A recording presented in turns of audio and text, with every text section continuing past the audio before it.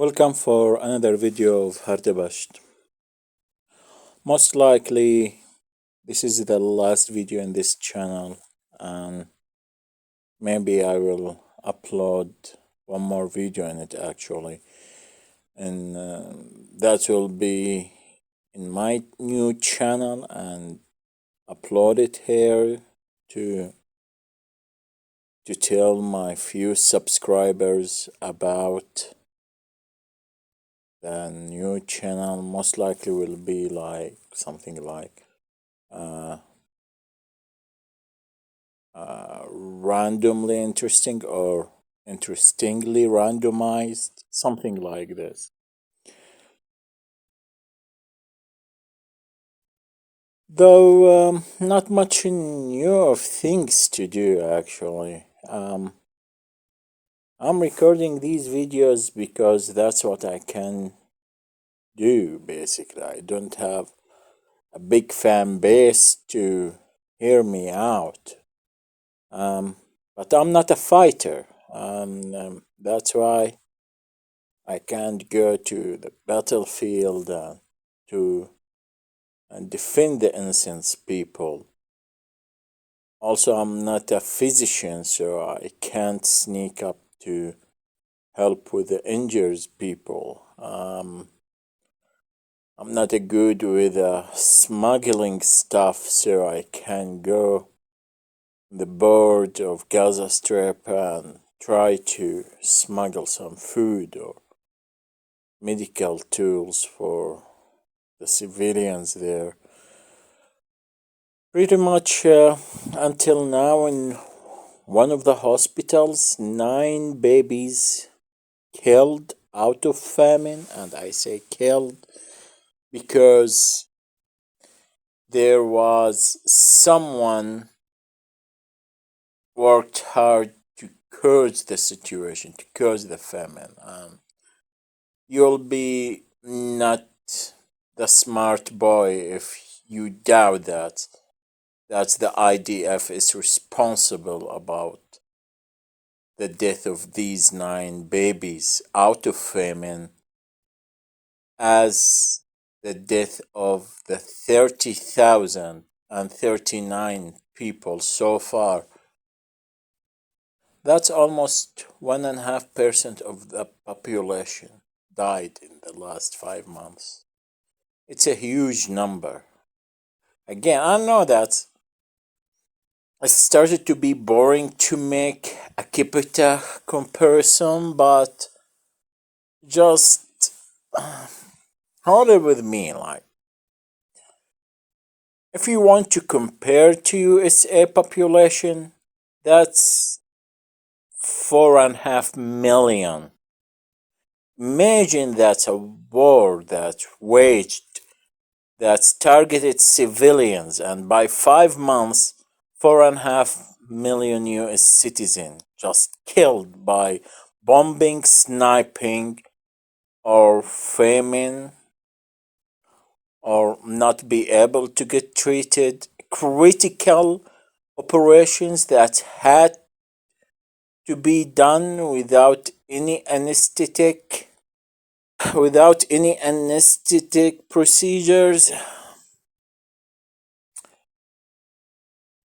So what I'm here to talk about, may you wonder, I'm here to talk about the old new thing, you know. Um, we have a big military that supported by the strongest military in government or whatever in the world, and supplied financially and armory that has no quality in their personnel, to be honest. It's the worst quality ever, ethically, morally, and militarily.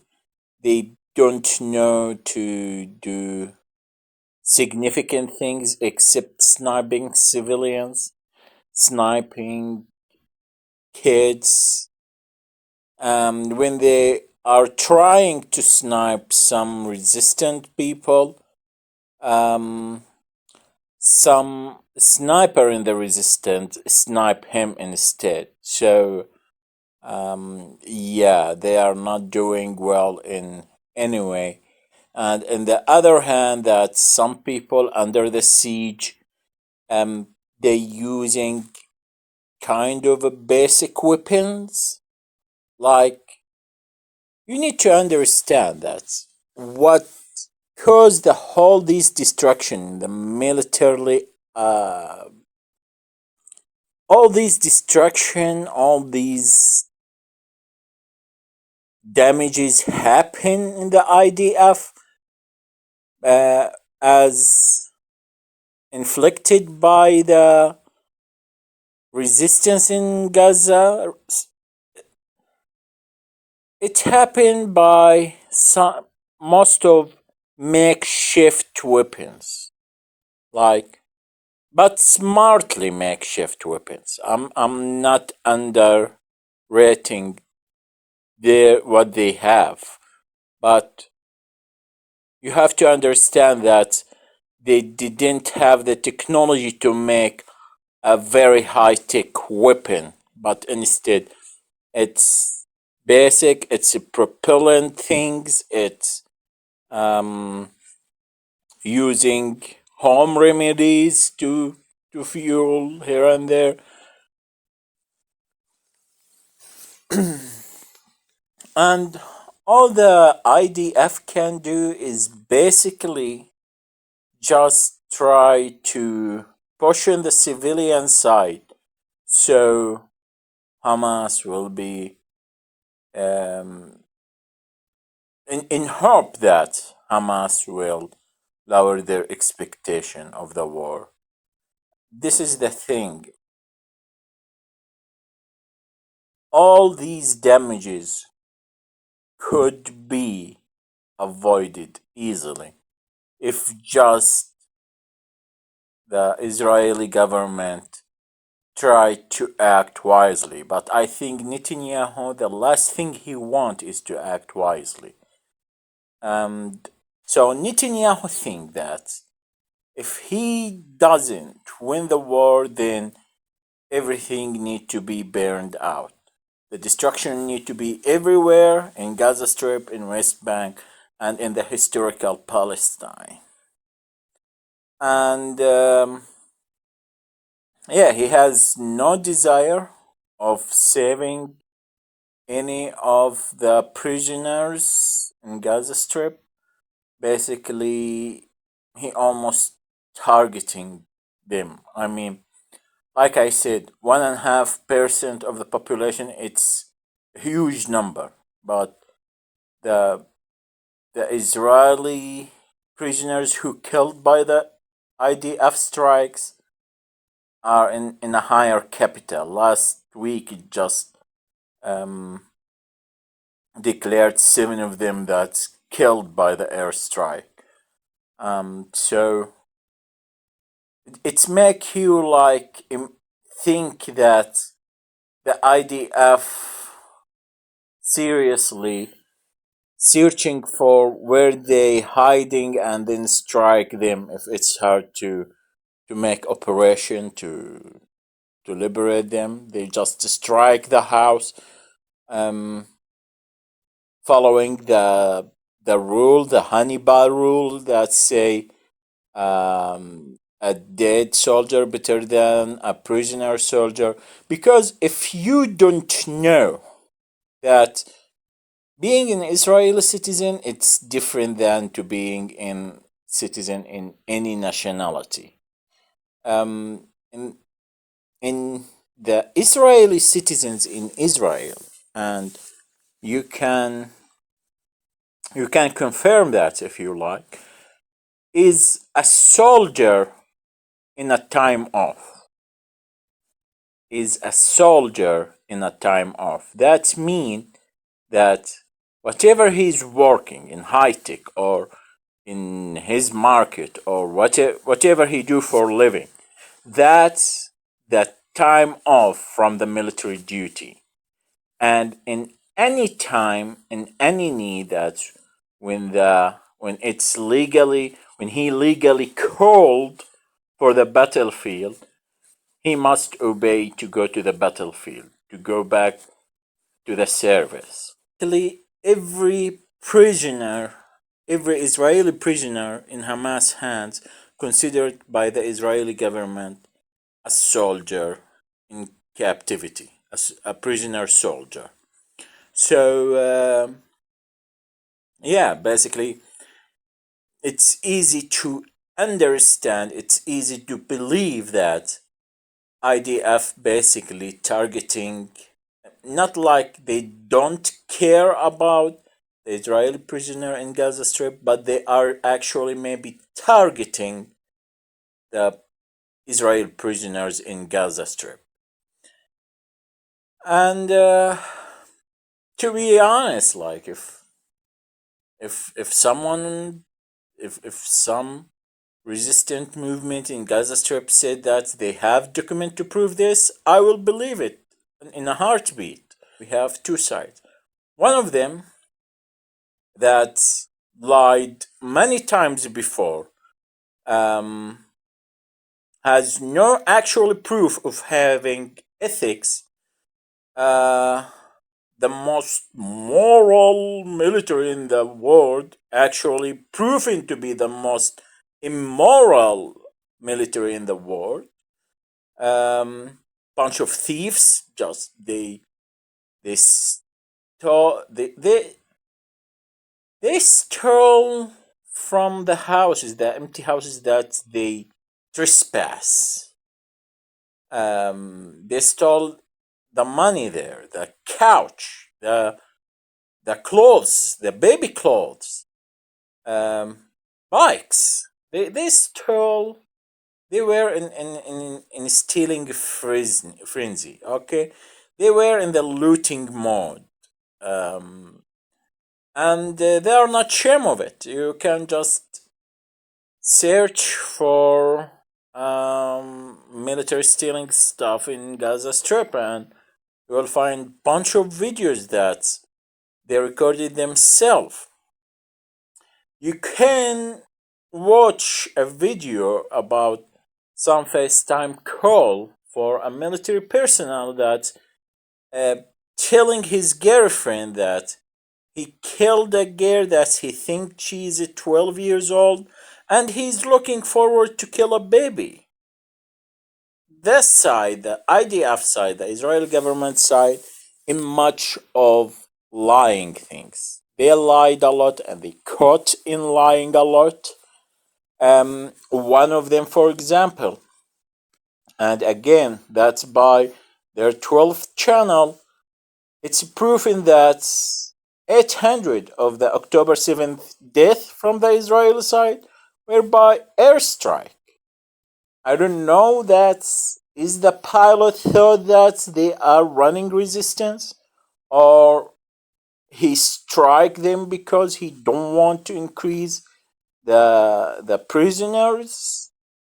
Another case were proven by witnesses, by settler witnesses. They said that a tank clearly strike a house that has 12 people. Two of them are kids. So they caught lying in that. So they couldn't prove anything.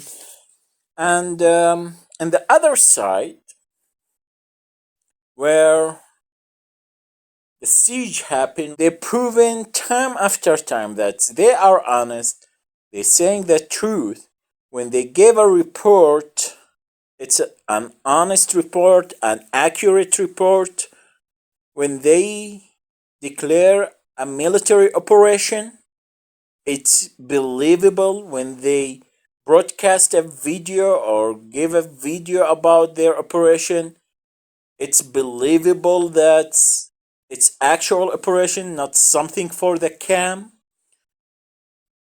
So yeah, it's normal to believe a document from their side in a heartbeat and denying anything the IDF or the Israeli government say.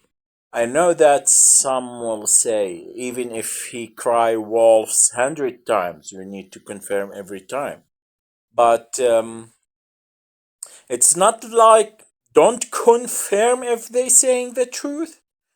But I'm telling you, if you check in the Israeli government or Israeli militaries, don't be surprised if they are lying because they are a bunch of liars. So if I'm in the Netanyahu's place in October 7th, like I have troubles, I have some cases against me. I don't know, maybe I really got corrupted in the past and okay, I got some troubles there, some captives, some or prisoners or whatever you want to call them. I would not declare a war and make the things worse. Actually, I will try to paint myself as a hero, as the one who's sacrificing himself for the sake of the citizens that who in his trust. Like I know that people will call me coward and I know that maybe the history will curse me, but my citizens are first. So such and such I will do. I will pay any price for returning the prisoners safely. He will he will he will lose the hearts of the alt-right, the support of the alt-right. He will go lefty, so what? But he will won the hearts of the majority of his people, which is I don't think that's look when you hear a lot of people in some community conveniently saying that they don't consider you a human, they don't consider you an innocent, and they think that you must die. You can't consider them like they are your peers. It's hard. I don't want to speak their language, but at the same time, I can't be objective here. But yeah, most likely Netanyahu want to escalate the thing to push USA to intervene, and most likely USA started to fed up with Netanyahu's policy, and maybe, and I say maybe, if maybe in the next election will be not donkey elephant race, to be honest.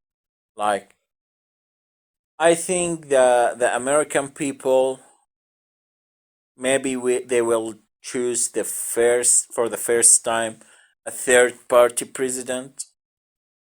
He will not be neither elephant nor donkey, and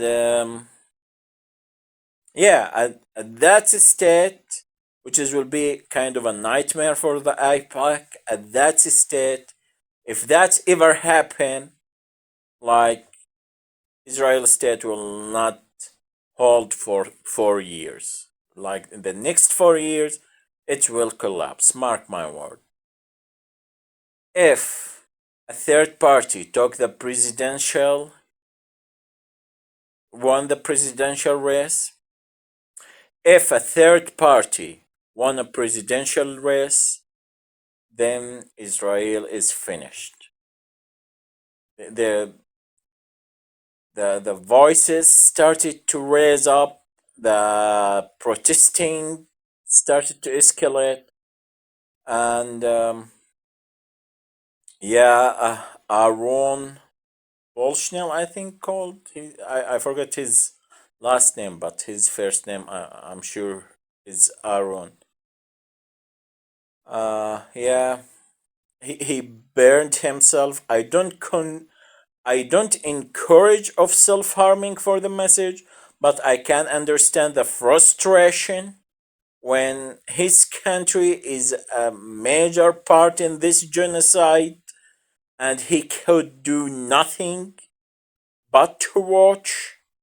And God knows what news he know that no one else's in the public area knew.